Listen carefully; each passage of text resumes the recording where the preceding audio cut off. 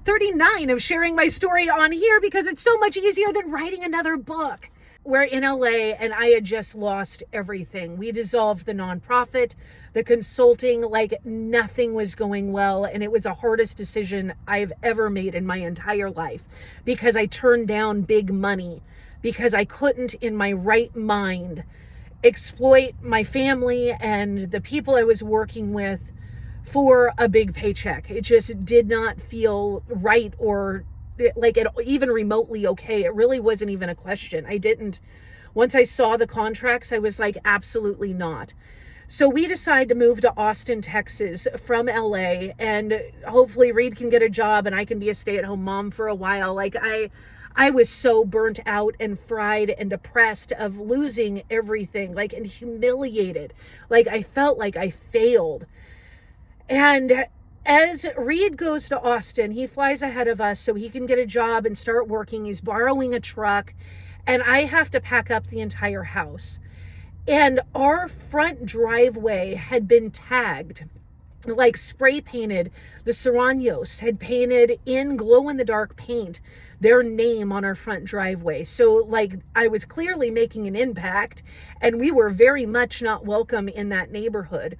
Well, when Reed left, things got really wild. We ended up having a like 6-foot teddy bear was gutted and the stuffing was all over our front yard. They were stealing everything around the house. Like they were doing so much and it was so not safe. And it did not occur to me till really just a few years ago that Reed left us in that situation.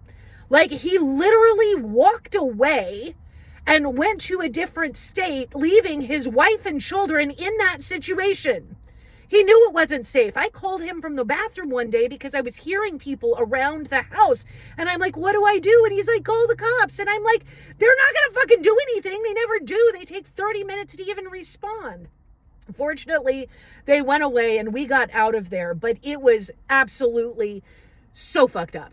So I sell the existing vehicle. I buy a new vehicle. We sell everything in the house. And I'm doing all of this with like 5 kids because we have the survivor that's with us, the one that was in my care program. So she's like 21 years old, but she's behaving more as a teenager. Like she'd really improved a lot. She'd made a lot of progress, but she was still very much dependent on us.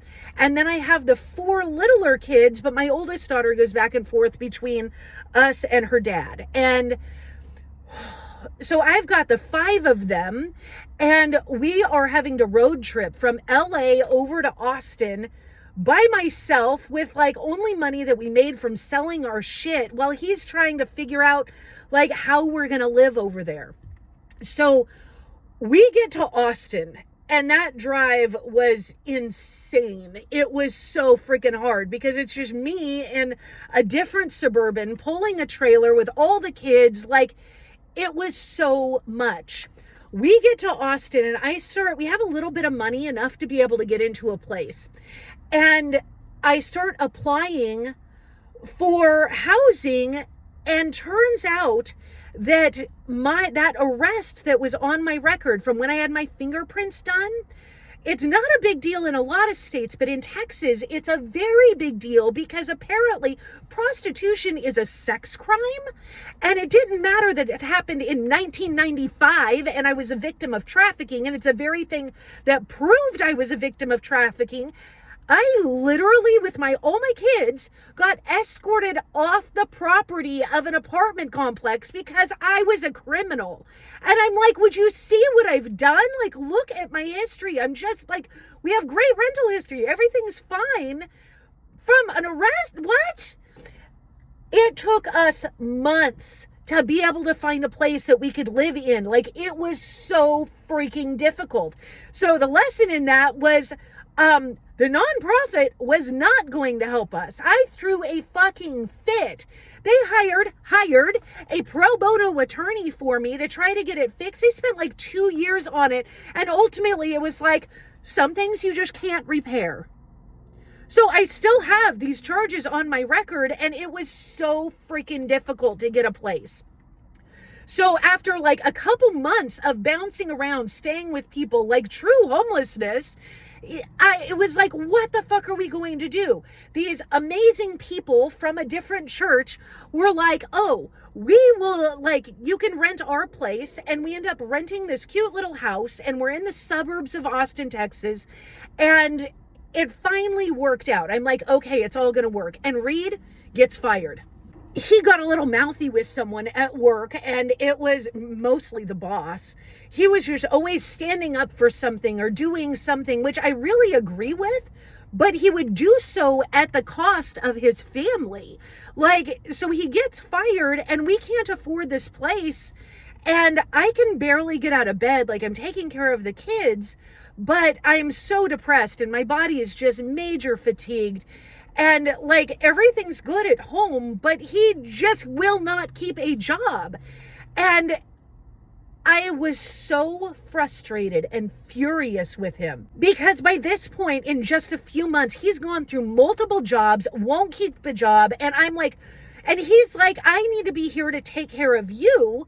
And I'm like, I'm fine. Just go get a fucking job so we can have somewhere to stay. I cannot be like homeless again. Like, take care of us. And our rent was only like $1,400 a month. Like, it was not even that difficult to cover our bills. And so he wouldn't. And in a moment of fury, I was like, fine, I'm going to go get a job. And this was probably the biggest mistake I've ever made, was not making him go get a job, because I ended up getting a job bartending, 2 jobs bartending actually, and starting to pull doubles, triples, like trying to just get ahead. And I went down to 1 employment.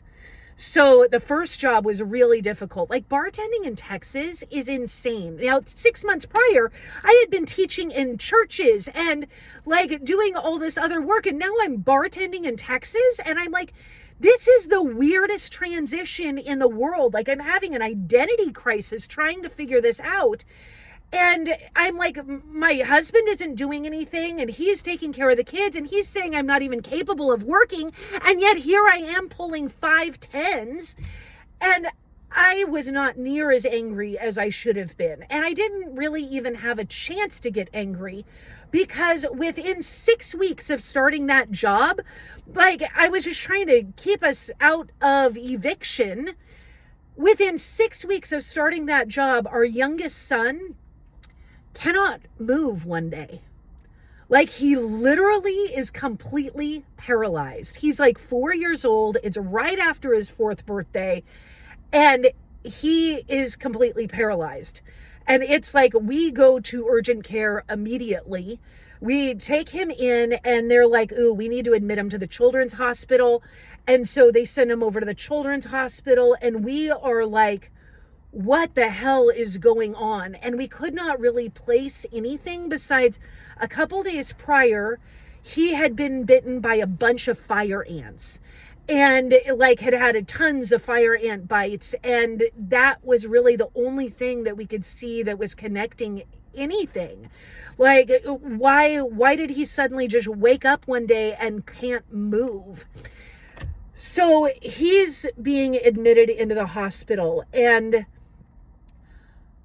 we are on our very last leg. Our landlords were like a little bit behind on rent, but not very much. Like, I'm working really hard trying to get us caught up, and he's hospitalized for 9 days. And I'm going to have to get into this story on the next one, because it's a lot.